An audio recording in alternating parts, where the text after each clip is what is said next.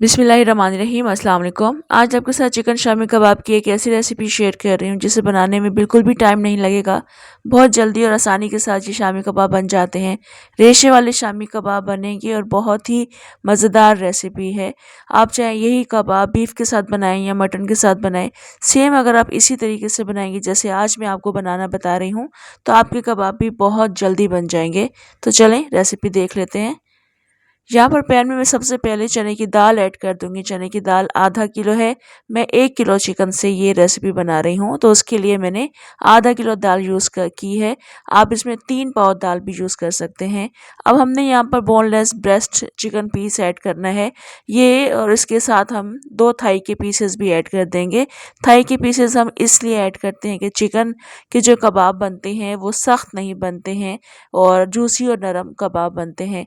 तो ये थाई के पीसेस ऐड करने के बाद हम इसमें 2 टेबलस्पून अदरक का पेस्ट, 1 टेबलस्पून लहसुन का पेस्ट शामिल करेंगे। उसके बाद हम इसमें अपने हिसाब से नमक शामिल कर देंगे। तो मैं यहाँ पर फ़िलहाल 2 टीस्पून ऐड कर रही हूँ और इसमें हम कुटी हुई मिर्चें शामिल कर देंगे। ये भी मैं अपने टेस्ट के अकॉर्डिंग शामिल कर रही हूँ। अब इसमें 2 टीस्पून गरम मसाला पाउडर शामिल कर देंगे। अच्छे से मिक्स करेंगे, ढककर रख देंगे जब तक कि दाल नहीं गल जाती, चिकन नहीं गल जाती। स्टार्ट में आपने फ्लेम को थोड़ा सा तेज़ रखना है और जिस तक धीरे धीरे करके पानी इनका रिड्यूस होता रहेगा, ये दोनों चीज़ें गल जाएंगी, तो आपने फ्लेम थोड़ा सा स्लो करना है।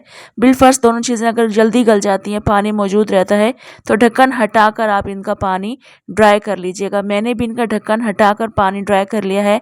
आप देख सकते हैं चिकन के रेशे खुद ही से बन रहे हैं और दाल भी बहुत अच्छे तरीके से गल चुकी है। दाल में बिल्कुल भी पानी नहीं होना चाहिए, वरना कबाब बहुत ज़्यादा लूज़ बनते हैं। चूँकि ये दोनों चीज़ें बहुत अच्छे तरीके से गल चुकी हैं, तो मैं इन्हें घोटने की मदद से घोट लूँगी। इस तरह रेशे वाले कबाब बनते हैं। अगर आप इनको चॉपराइज़ करेंगे तो फिर चिकन का रेशा टूट जाता है और बहुत ज़्यादा क्विक और ईज़िली ये कबाब बन जाते हैं। तो यहाँ पर देखें, घोटने की मदद से मैंने इन्हें अच्छे तरीके से घोट लिया है। आपको यहाँ पर चिकन के रेशे अलग नज़र आ रहे हैं। चिकन के शामी कबाब को इस तरह से मैश करने में सिर्फ 5 से 7 मिनट लगते हैं। अब यहाँ पर हम कुछ बारीक कटी हुई हरी मिर्चें और हरा धनिया शामिल करेंगे। 2 दरमियाने साइज़ की प्याज को चॉप करके शामिल करेंगे। इसमें मुझे कुटी हुई मिर्चें कम लग रही थी, तो वो भी मैंने इसमें ऐड कर दी थी। इसके अलावा गरम मसाला पाउडर भी मैं 1 टीस्पून मज़ीद इसमें शामिल कर दूँगी और इसमें हम अंडे भी शामिल करेंगे।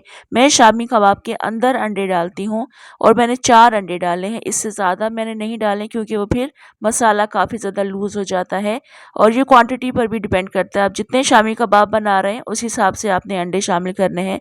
अगर आप अंदर अंडे नहीं डालना चाहते तो आप शामी कबाब बनाने के बाद में अंडे में डिप करके भी इसको बना सकते हैं। तो तमाम चीज़ें मैंने अच्छे तरीके से मिक्स कर ली हैं। अब हम इसके शामी कबाब बनाएंगे और साथ साथ हम इनको फ्राई करते रहेंगे। शामी कबाब की इससे ज़्यादा आसान और क्विक रेसिपी और कोई हो नहीं सकती है, क्योंकि मैंने इसमें तमाम मसाले पिसे हुए शामिल किए हैं जिनको पीसने की भी आपको ज़रूरत नहीं पेश आएगी।